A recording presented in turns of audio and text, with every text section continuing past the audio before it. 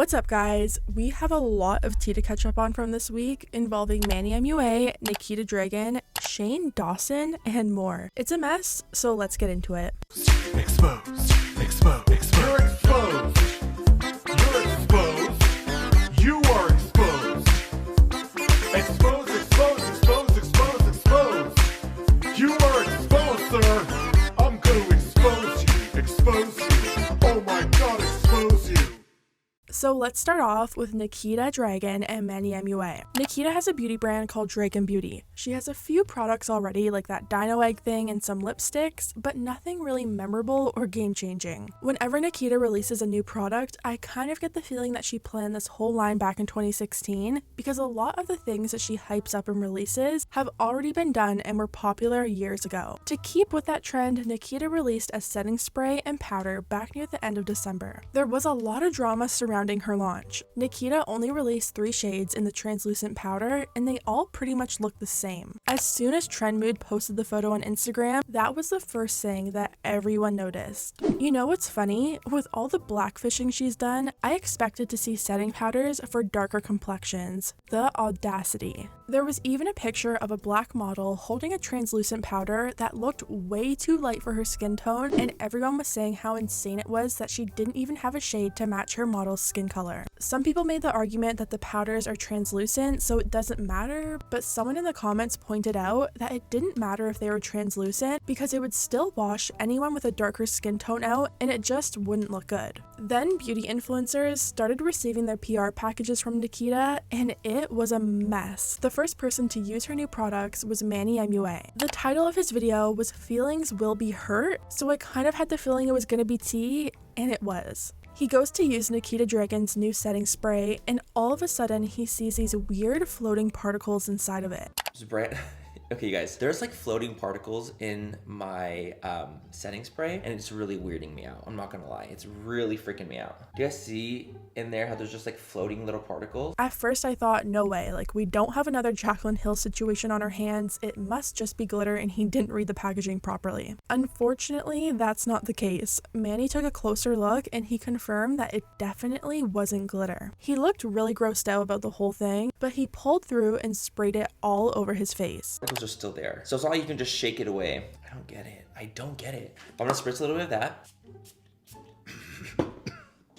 As you can guess, the result wasn't good. Manny was like freaking out because apparently the fragrance in the setting spray was so strong that it smelled like he sprayed perfume all over his face. Oh my God. Oh my God, am I gonna see Jesus? This is probably the strongest setting spray I've ever smelled in my existence. It smells... I don't know about you guys, but I don't want an overpowering fragrance in my setting spray. A smaller beauty influencer named Cole also tried out Nikita's setting spray, and guess what? It also had those weird floating particles inside of it. Do you see that? What is that? Wait a minute, 1 second. He shook the bottle up to see if it would just go away, but judging by the video, it just looked like it made more appear. Upon taking a closer look, he said it looked just like mold because the particles were actually fuzzy. Kinda sounds like Nikita is giving Jaclyn Hill a run for her money. The fact that both Manny and Cole got setting sprays with these weird little particles inside makes me feel like this is going to be an issue for everyone who actually buys it, and it's not just a one-off. Moving on, we need to talk about Jeffree Star. The Kanye rumors have come and gone, but Jeffree keeps addressing them over and over again. Jeffree went on Ryland's new podcast called The Sip, and he sent them in a voice note talking about the whole situation. He said once again that it's not true, and he doesn't really mind being the punchline of the jokes for the internet. Jeffree said normally when you're being accused of being a homewrecker, at least it's true and you're getting something out of it, if you know what I mean. But in this situation, he wasn't getting anything. But I didn't know that I was going to start the new year off with an affair that I never had. And it's been harmless, so at least there's that on my end. I know if they're actually going through a divorce, someone trying to use me as the tool or the catalyst is fucking awful. So I don't support that at all, but it's funny. The world's in such a weird place.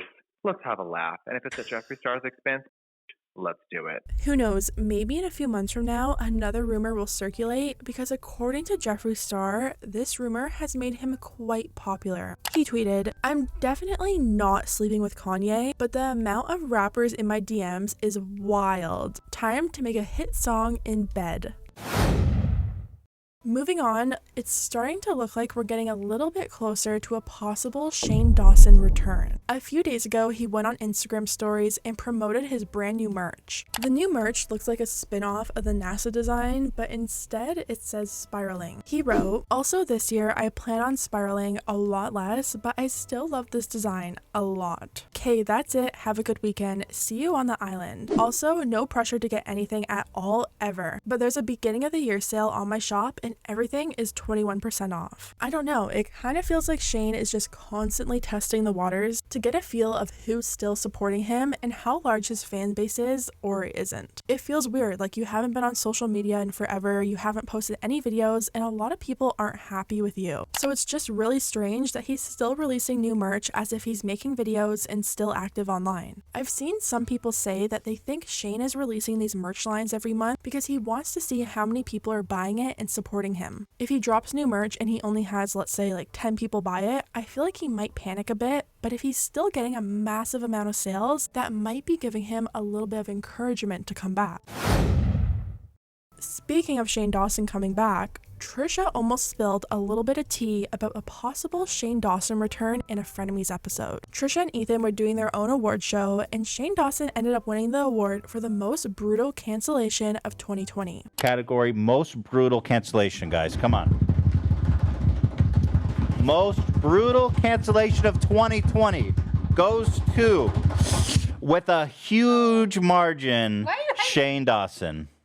Actually, the biggest margin. That's good, honestly, because people recognize that it's brutal. When Shane won this award, Trisha made a comment that people want him back and he will be back. Trisha then starts saying something that kind of sounded like she was about to say he has something planned, but she quickly stopped herself and they changed the subject. Shane, I think, for most brutal cancellation of 20. Well deserved. Yeah, people Well want him deserved. back and he will be Can back. we get and love him. Shane could come back at any time. Yeah. People would love him. Thank you, He has Ian. no.